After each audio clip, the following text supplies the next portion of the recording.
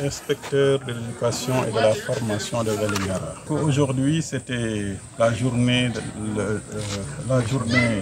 de l'excellence et du partenariat, la troisième du genre depuis 2021. Alors, la particularité de cette journée, c'est qu'elle fait suite au concours départemental de l'excellence de Vélingara, CODEV, initié depuis 2021 avec un arrêté du préfet, avec un règlement intérieur qui permet de détecter les meilleurs élèves à l'élémentaire dans les différentes disciplines du curriculum, mais aussi au moyen dans 6 disciplines majeures. Mais également d'identifier les meilleurs élèves à l'issue des examens du CFE et du BFM.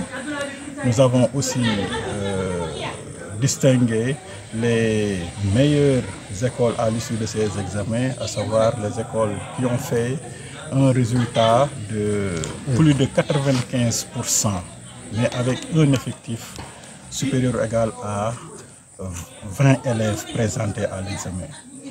Nous avons également profité de cette cérémonie pour honorer, célébrer les enseignants qui sont appelés à faire valoir leur droit à une pension de retraite. Ils étaient 14 cette année. Notre stratégie, c'est d'abord de renforcer l'encadrement des enseignants et l'accompagnement des chefs d'établissement pour qu'on puisse dérouler des enseignements apprentissage de qualité.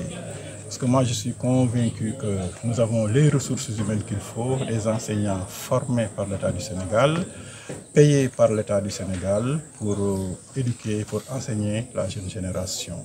Quand on a de telles ressources humaines, il ne s'agit que d'améliorer maintenant leurs conditions de travail pour qu'ils puissent réussir. Et chaque enfant a droit à la réussite à l'école. Tout est prévu dans le système parce que quand on prévoit dans les emplois du temps des heures dédiées au renforcement pédagogique, c'est pour dire aux enseignants que pendant ces heures-là, vous organisez votre classe comme vous voulez, mais pour aider les enfants qui sont en difficulté à rejoindre le peloton.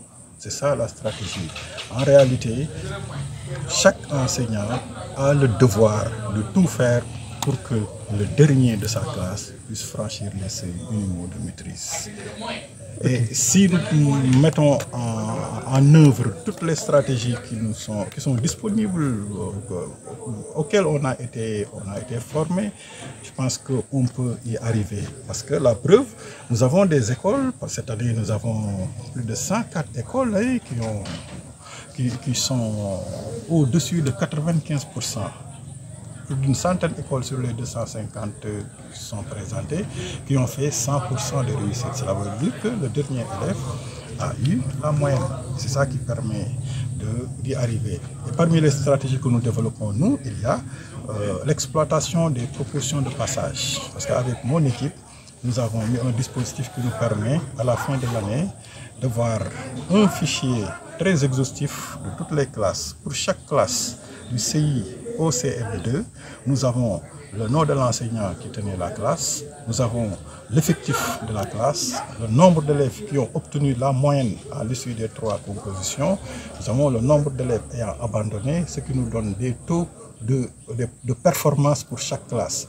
Ça contribue à déconstruire le mythe de la classe d'examen. Ce n'est pas en classe d'examen qu'on construit les résultats, mais c'est bien avant, en amont, que chaque enseignant sache que pour chaque classe qu'il tient, il a le devoir de hisser le dernier élève au-dessus des seuils de maîtrise. C'est comme cela seulement qu'on peut arriver à ce résultat qui est un enseignement d'égalité pour tous, la réussite pour toutes et pour tous.